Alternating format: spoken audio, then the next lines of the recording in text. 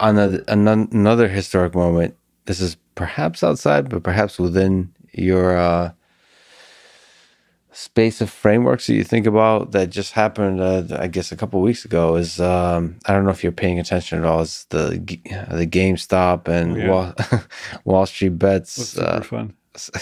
So it's really fascinating. There's kind of a theme to this conversation we're having today because it's like neural networks. Uh, It's cool how there's a large number of people in a distributed way, almost having a kind of fun.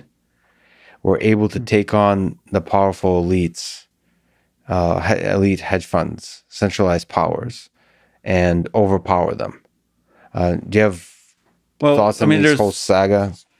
I don't know enough about finance, but it was But like the Elon, Robin Hood guy when they talked. It was yeah, yeah. What'd clear. you think about that?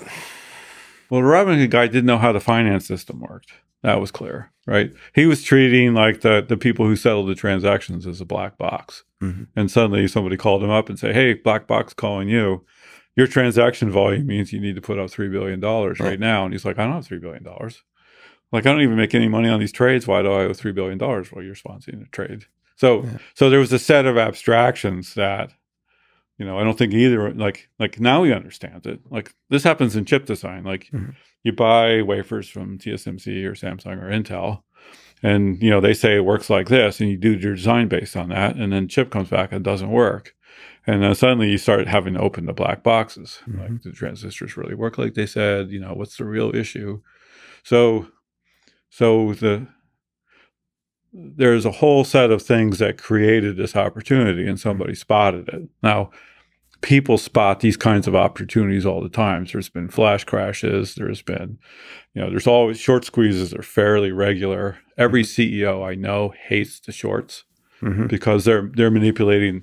They're trying to Yep. manipulate their stock in a way that they make money, and deprive value from both this, the company and the investors. So the fact that some of these stocks were so short, it's hilarious. Yeah. That this hasn't happened before. I don't know why, and I don't actually know why some serious hedge funds didn't do it to other hedge funds. And some of the hedge funds actually made a lot of money on this. Yes. So my guess is we know 5% of what really happened, and that a lot of the players don't know what happened. And the Well, this people feels who like a probably new made era. the most money aren't the people that they're talking about. Yeah. That's Do you think there was something? I mean, this is the cool kind of Elon. You're the same kind of conversationalist, which is like first principles questions of like, what the hell happened? Just very basic questions of like, was there something shady going on? yeah. What, who are the parties involved? It's the basic questions that everybody wants to know about. Yeah, so like we're in a very hyper competitive world, right? But transactions like buying and selling stock is a trust event. Hmm. I trust the company represented themselves properly. I bought the stock because I think it's going to go up. I trust that the regulations are solid. Now, inside of that, there's all kinds of places where humans overtrust, and this exposed, let's say, some weak points in the system. I don't know if it's going to get corrected. I don't know if we have close to the real story. Yeah, My suspicion is we don't. yeah, And listen to that guy. He was like a little wide eyed about it. And then they did this, and then they did that, and I was like, I think you should know more about your business than that. But again, there's many businesses when like this layer is really stable, you stop paying attention to it. hmm, You pay attention to the stuff that's bugging you or new. hmm, Right? You don't pay attention to the stuff that just seems to work all the time. You just, the sky's blue every day, California. And every once in a while, it rains, and everybody's like, what do we do?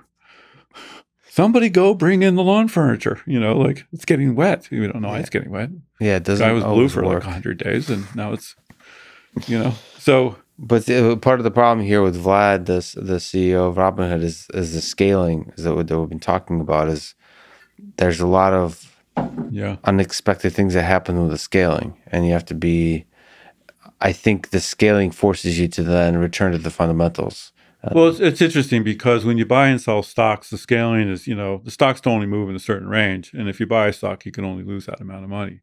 On the short market, you can lose a lot more than you can benefit.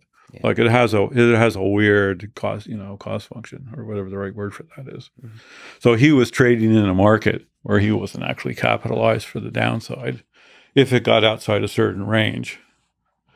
Now, whether something nefarious has happened, I have no idea. But at some point, the the the financial risk to both him and his customers was way outside of his financial capacity, and his understanding how the system worked was clearly weak, or he didn't represent himself. I don't know the person, and Well, there's just when I a listened to him, like yeah. it could have been the surprise question was like, and then these guys called, and it sounded like he was treating stuff as a black box. Maybe he shouldn't have, but maybe he has a whole pile of experts somewhere else that knew what's going on. I don't know. Yep. I mean, this is one of the qualities of a good leader is under fire, you have to perform. And that means to think clearly and to speak clearly. And he dropped the ball on those things and understand the Yeah. problem, quickly learn and understand the problem at this like basic level. Like what the hell happened? And my guess is, at some level, it was amateurs trading against, experts slash insiders slash people with, Yeah. special information. Outsiders versus insiders. Yeah. And the insiders, my guess is the next time this happens, we'll make money on it. The insiders always win. Well, Well, they have more tools and more incentive. I mean, this always happens. Like the outsiders are doing this for fun. The insiders are doing this 24/7. but there's It's their numbers life. in the outsiders. This is the interesting thing is Well, it could there's be a new there's numbers chapter. on the insiders too. Like Different that's kind of numbers, different yeah. kind of numbers. But this could be a new era because I don't know. At least I didn't expect that a bunch of redditors could. There's millions of It was people a can get together. surprise attack. The next one won't be a surprise. But don't you think the crowd, the people are planning the next attack? We'll see. But it has to be a surprise. Can't be the same game. And so the There's insider, like it yeah. could be. There's a very large number of games to play, and they can be agile about it. I don't know. I'm not an expert. Right. That's a good question. How the space of games? How restricted is it? Yeah. And the system is so complicated, it could be relatively unrestricted. And also, like, during the last couple of financial crashes, what set it off was, sets of derivative events where, Nassim Taleb's, thing is they're trying to lower volatility in the short run by creating tail events. And the systems always evolve towards that, and then they always crash. Like an S curve is the, start low, ramp, plateau, crash. It's 100% effective.